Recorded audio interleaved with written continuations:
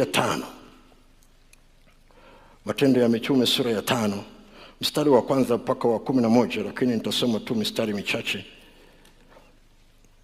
ili ni kuonyesha point pale ya msingi.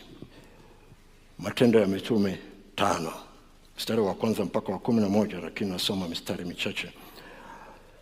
Lakini mtu mmoja jina lake Anania pamoja na Safira mkewe aliuza mali, akazuia kwa siri sehemu ya thamani yake.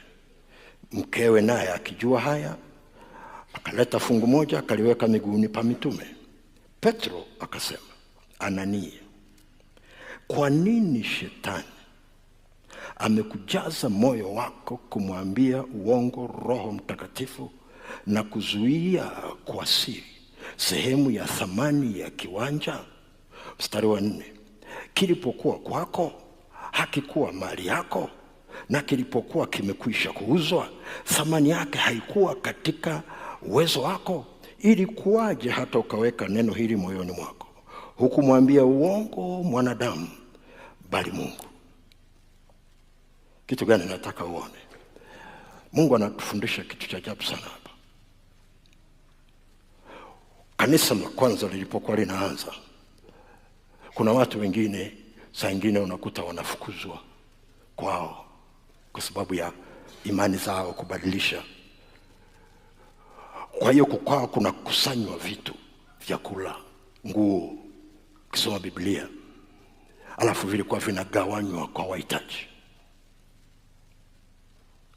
Ndicho kitu kilichokuwa kinatokea. Anania na Safira walikuwa kati ya Wakristo wa kwanza kwenye lile kanisa la mwanzo. Wakaamua kukitoa sadaka kiwanja chao. Sasa unisikilize vizuri. Walipoamua kutoa kiwanja chao, tayari kilishatoka kwenye moyo wao kikawa cha Mungu. Ngoja nirudie tena. Sadaka haiwi ya Mungu wakati mchungaji anaiombea. Sadaka ni ya Mungu unapofanya maamuzi ya kwamba unampa. Ukifanya tu uamuzi moyoni mwako, imeregister mbinguni. Labda kama ukufanya uamuzi kwa imani, ukishasema tu kwamba hii kiwanja ni cha Mungu, ni cha Mungu tayari. Tunaenda sasa. Okay, sasa wakaamua kukipiga bei ili wapeleke thamani yake kanisani. Sasa unisikilize. Kwa sababu ni cha Mungu,